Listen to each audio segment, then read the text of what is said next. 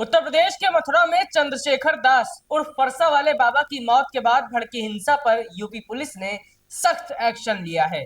मामले में छाता कोतवाली पुलिस ने 23 नामजद और करीब 300 अज्ञात लोगों के खिलाफ एफआईआर दर्ज की है और अब तक की 13 आरोपियों को गिरफ्तार कर अन्य 3 की तलाश कर रही है। बता दें, शनिवार सुबह तकरीबन 5 बजे मथुरा में चंद्रशेखर दास उर्फ फरसा वाले बाबा की ट्रक से कुचलकर मौत हो गई थी। इसके बाद आरोप ये लगे थे कि वे गौ तस्करी के शक में एक ट्रक का पीछा कर रहे थे और इसी वजह से उनकी हत्या कर दी गई, लेकिन प्रशासन ने साफ तौर पर इस थ्योरी को खारिज किया है। पुलिस के मुताबिक यह हादसा घने कोहरे के कारण हुआ। कोहरे की वजह से दो ट्रकों की आमने सामने टक्कर हो गई, जिसमें फरसा वाले बाबा की घटनास्थल पर ही मृत्यु हो गई।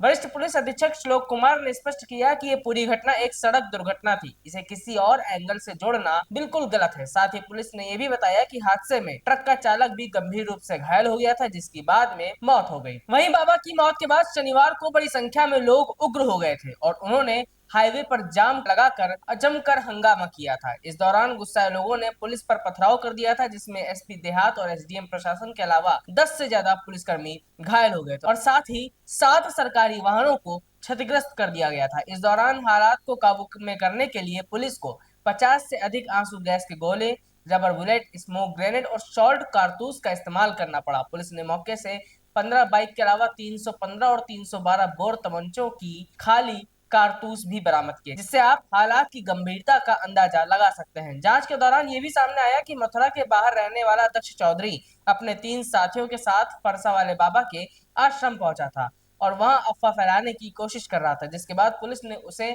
और उसके साथियों को भी गिरफ्तार कर लिया है।